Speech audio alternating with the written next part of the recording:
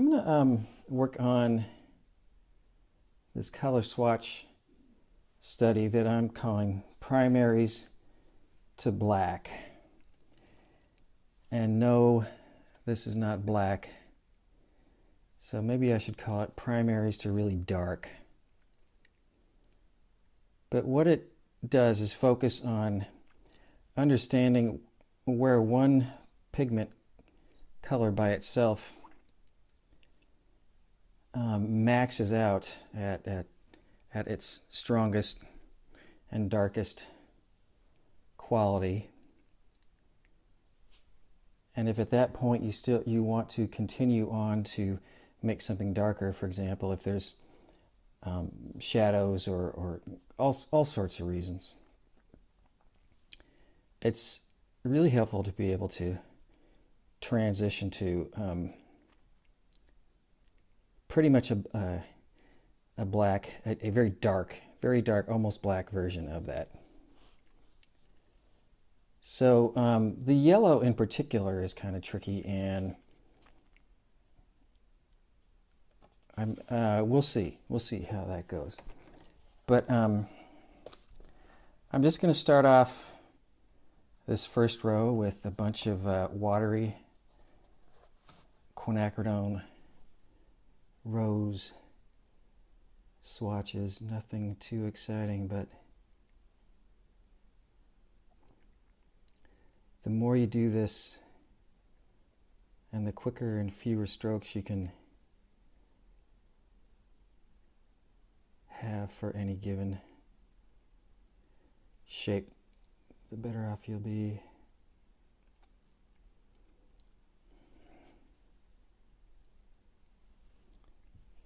I'm going to get a thirsty brush.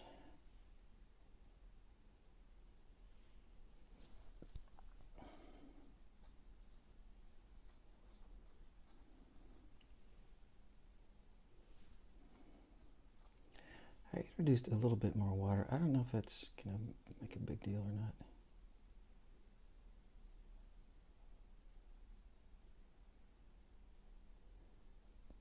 I am really not worried about staying in lines. I'm just here to tell you on this one.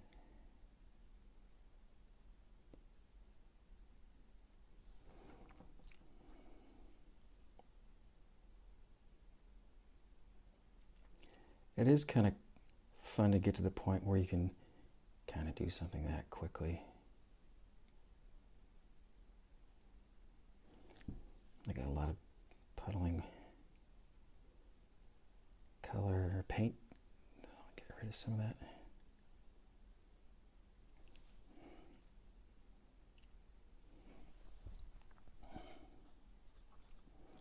See if I can demonstrate that in another sort of real quick way.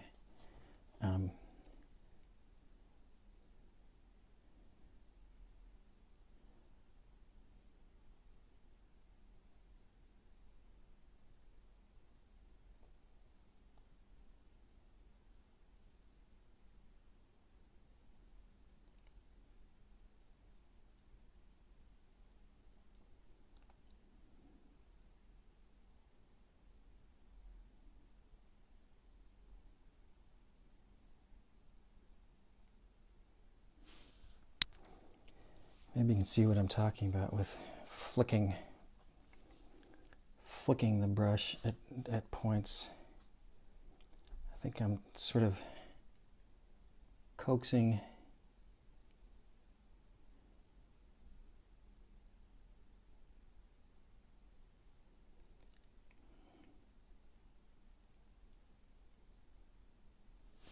mostly. I think part of it is just naturally kind of trying to keep a light touch and keep things on the surface, moving as much or not more just on the surface as you are pushing paint into the paper.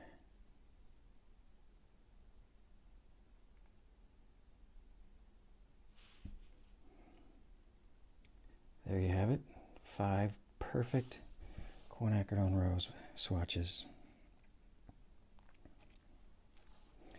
I've been doing I've been using this bucket for my peacock blue, and I feel like it's doing okay. Well, there's some bad shit. Well, either way. Are you getting too violet-y? I'm talking to my paint now.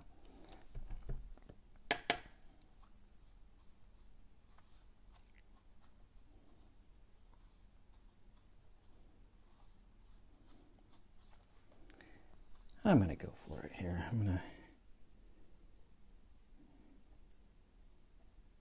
I think it's okay.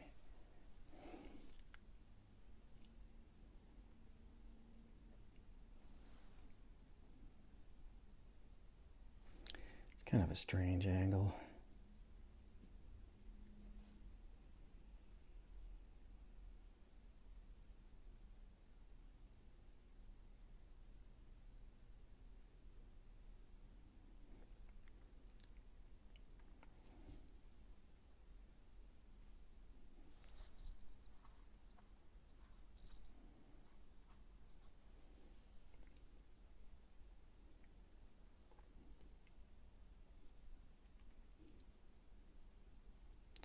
Ooh.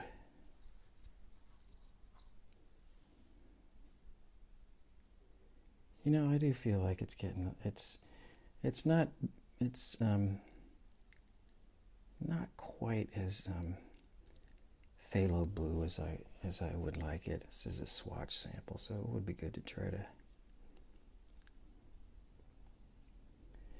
be pretty accurate in what the pure color is going to be like.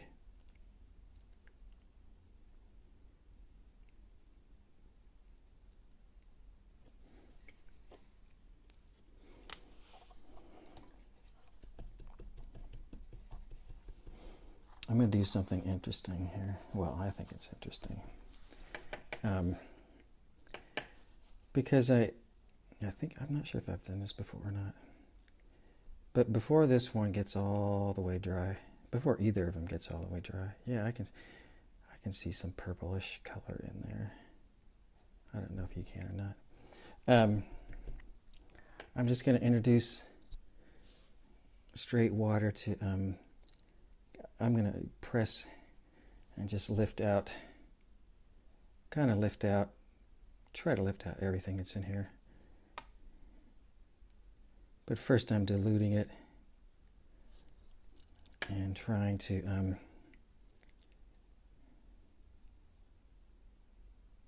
by diluting it like this, well, first of all, it does create what I think is kind of a cool effect around the edges, just making it really intensely dark and sort of outline looking, which I really like. Not everybody does though. But I'm trying to sort of dilute the paint and lift out some gently with the brush.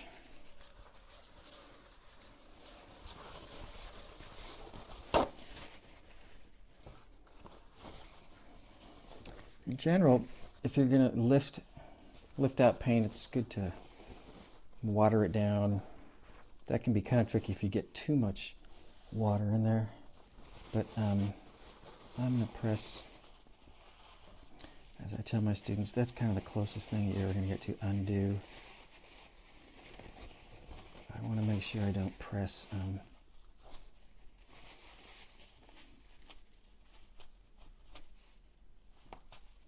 it's weird. I can tell my thumb was right there, or finger, when I was folding it probably. Hopefully that doesn't kind of show up with darker colors. I don't think it was there at first. Anyways, I'm going to pause and clean up some colors and some water buckets, and I'll continue on later.